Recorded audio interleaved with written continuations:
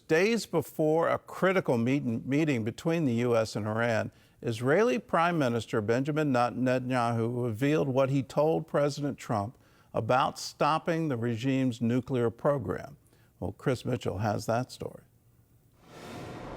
Netanyahu said he and the president discussed at length Iran's nuclear program and emphasized Israel's position that it be destroyed. We agree that Iran will not have nuclear weapons. This can be done in an agreement, but only if this agreement is on the Libyan model, where you go in, blow up the facilities, dismantle all the equipment under American supervision and American execution. The Libyan model refers to when Muammar Gaddafi agreed to dismantle his nuclear program in 2003. If Iran doesn't take that option, Netanyahu said that leaves military force. The second option is that this won't happen, that they will just drag out the talks, and then the option is military. Everyone understands that. We discussed that at length. Some believe Netanyahu and his team were taken by surprise when President Trump announced the U.S. planned direct talks with Iran, Israel's biggest enemy. The concern for many in Israel is that Iran may use the upcoming direct talks this Saturday to drag out negotiations and buy more time as it gets closer to the nuclear threshold. On Tuesday, the White House press secretary repeated the administration's warning that Iran must come to an agreement. If they don't choose to move forward with diplomacy and a deal, which is the direction we do see them headed in, there will be grave consequences to pay. Iran's foreign minister is warning that military action could drag the U.S. into another costly and drawn-out war in the region, but remains optimistic. If the other side shows real intent, we believe a deal can definitely be struck. So, as the saying goes, the ball is in the U.S. court. If they show up in Amman with genuine willingness, we'll certainly reach a result. President Trump's nominee as ambassador to Israel jumped into the fray. Former Arkansas Governor Mike Huckabee warned that Iran better take Trump seriously because, quote, he's not kidding around.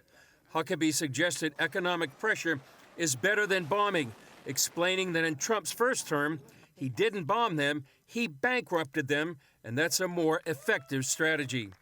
Huckabee's nomination has been advanced to the full Senate, where it's awaiting a final confirmation vote. Chris Mitchell, CBN News, Jerusalem. Well, I'm not sure what Gaddafi did is going to work here because, everyone in Iran and the government knows ultimately what happened to him. And ultimately what happened is he was killed by his own people. If they surrender power, they've been so brutal in the government where literally anyone who has protested against them has faced execution.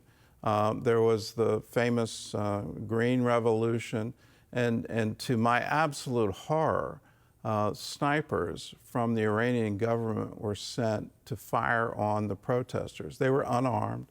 A 16-year-old girl was killed by a sniper. That meant he had to see her through his scope. It just is, you've got to be kidding. And then for women to be beaten to death by the religious police because they're not wearing their scarf properly. This is evil. And that needs to be overthrown. How will that happen is, I guess, anybody's guess. But if you think they're going to follow the Libyan model and voluntarily give up that program, allow inspectors to come in, blow up every one of the facilities, please think again. Is it the way through more sanctions? Is it through military intervention? But we need to hold to the standard. We cannot allow them to acquire a nuclear weapon because we know they will use it, and they will use it right away, and Tel Aviv will be in their target.